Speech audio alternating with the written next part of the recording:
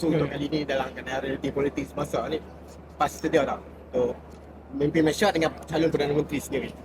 Kita bersedia untuk memimpin Malaysia. Keutamaan kita ialah menang pilihan raya dulu. Okay. Supaya mendapat sokongan. Kita menang pilihan raya.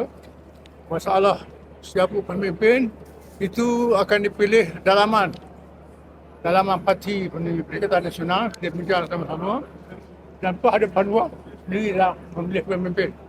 Mengikut Quran kata pilih pemimpin mesti daripada orang yang berilmu, ada integriti, dan orang yang sihat gagah. Mana yang 70 macam saya ni tak layak lah. Daripada sihat bila.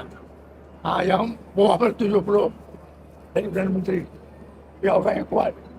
Kemudian Perdana Menteri ini memimpin secara kolektif, bukan diktator. Secara kolektif. Dan sebab itu kita memerlukan anggota kabinet yang melibatkan semua kalangan rakyat, bukan sahaja ahli politik termasuk teknokrat dalam kabinet.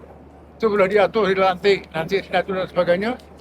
Dan perlu mengambil kira apa benda semua kaum. Kaum yang ada di Malaysia ni akan disertai dalam kabinet.